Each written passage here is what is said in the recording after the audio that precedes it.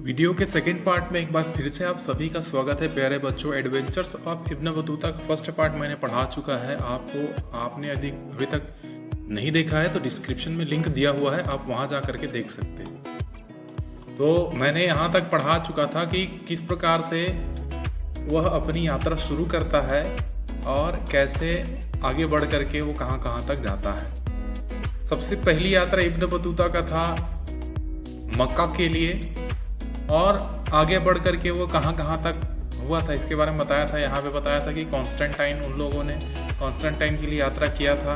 वहीं पे उनको एक अच्छा शासक मिला, एक अमीर शासक मिला, जिसने उसके कोट को देखा और हंसा और अच्छा सा सुंदर कोट उसको दिया था, ऐसा करके बताया था मैं। तो इसी बीच में हम लोग आए हुए थे।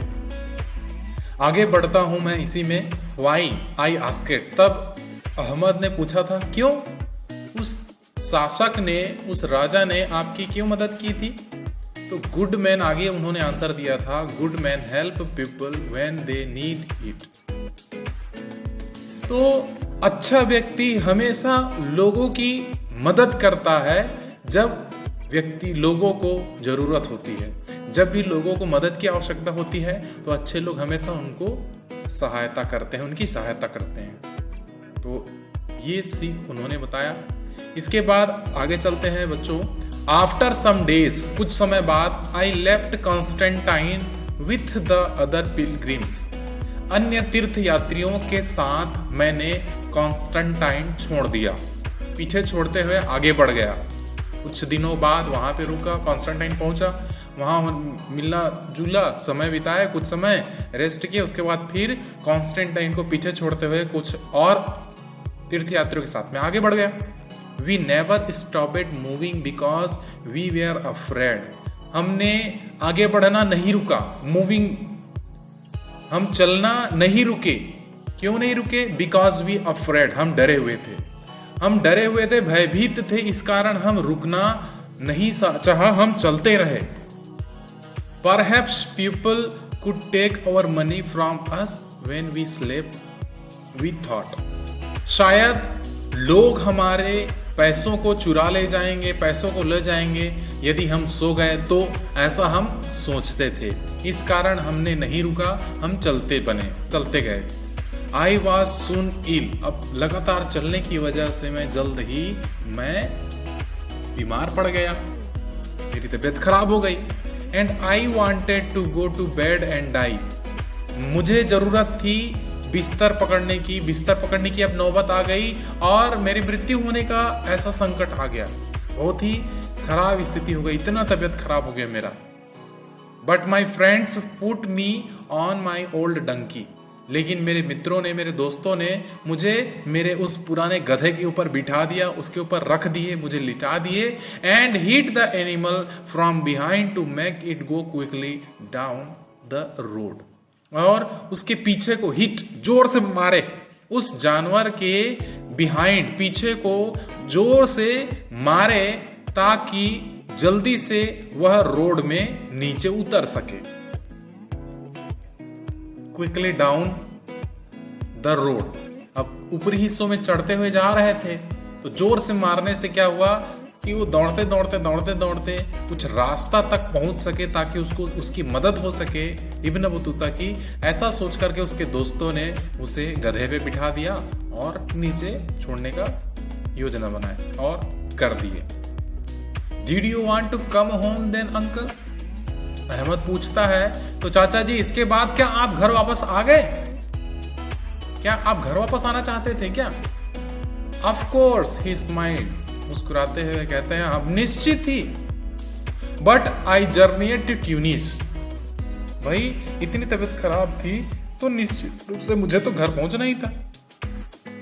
ऐसा करके वो मुस्कुराते हुए हंसते हुए बोले। उसके बाद आगे बताते हैं, but I journey to Tunis, a good traveller does not stop easily, लेकिन मैंने अगली यात्रा मैंने ट्यूनिस की, ट्यूनिस शहर की आगे की यात्रा, जो कि आगे बताते हैं, ए good traveller does not stop easily, एक अच्छा यात्री कभी भी अपना यात्रा आसानी से नहीं रुकता। सरल तरीके से आसानी से छोड़ दिया जाए ऐसा नहीं सोचता वो, उसके मन में कठोर बद्धता होती है, वो हमेशा यात्रा करना चाहता है।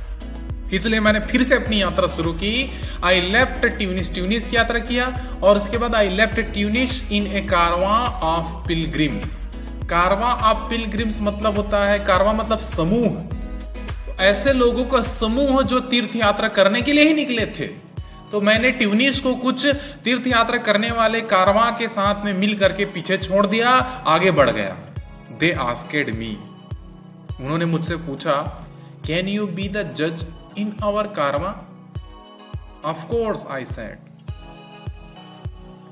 तो आगे जैसे ही मैं उनके साथ में जैसे ही मैं आगे बढ़ा तो उन्होंने मुझसे पूछा, दे आस्क्ड मी, उन्होंने मुझसे पूछा, कैन यू बी द जज इन आवर कारवां? क्या तुम हमारे कारवां इस समूह का मुखिया बनना चाहोगे? क्या तुम जज बनना चाहोगे? क्या तुम जज बन सकते हो? ऐसा करके पूछे सभी लोगों ने मुझे। तो मैंने कहा ऑफ कोर्स, निश्चित ही बन सकता हूं, कोई दिक्कत नहीं मुझे। यस, निश्चित ही मुझे, क्या मैंने क्या बोला? यस, हाँ। ए कारवां जज not bad work for a young man. वो तो पहले से ही जानता था, उसके दादा परदादा, उसके पिताजी सब का जज रहे थे। तो एक जज होना, कारवां का जज होना, एक समूह का जज बनना बहुत अच्छी बात है। नॉट बैड वर्क, बुरा काम नहीं, बहुत अच्छा काम है। फॉर ए यंग मैन, एक युवा के लिए बहुत अच्छी बात है। ऐसा करके मैं सोचने लगा। देखिए, इनकी यात्रा है मोरक्को, अल्जीरिया यहाँ पे दिया हुआ है, ट्यूनिस यहाँ तक उन्होंने यात्रा किया। आगे हम यहाँ पे इजिप्ट में जाएंगे, कायरो में जाएंगे, ये आगे पढ़ते जाएंगे तो वहाँ पे दिया हुआ है। तो यहाँ पे आप यहाँ पहुँचेंगे इजिप्ट में, यहाँ पे कायरो है ना।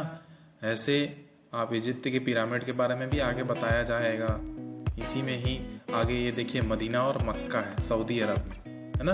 तो ये मिडिल ईस्ट की ये मैप है, जहाँ जहाँ पे उन्होंने देखिए अल्जीरिया कहाँ है और तंजीर कहाँ है। तो यहाँ से लेकर के इन्होंने यहाँ तक कैसे सफ़र किया, कैसे इनका जीवन है व्यतीत हुआ घूमने में, इसको बताया गया है।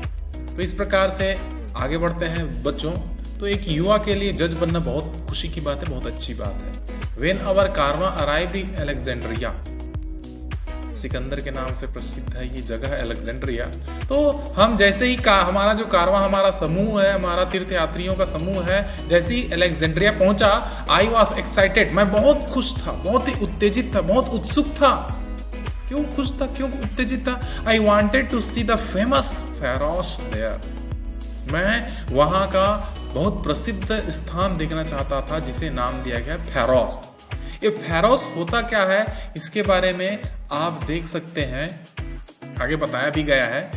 तो फेरोस को देखने की बहुत इच्छा थी, ललक थी मुझे, तो मैं उसे देखने के लिए बड़ा उत्सुक था, मेरे मन में जिज्ञासा थी। तो I know, I said quickly, तभी अहमद है वो तुरंत बोलता है कि मैं जानता हूं, that's a big light house from long ago, do you go up it? आगे बताता है, मैं इसके बारे में जानता हूं फेरोस क्या होता है। ये फेरोस बहुत बड़ा जलने वाला स्तंभ है ना, लाइट हाउस है ना,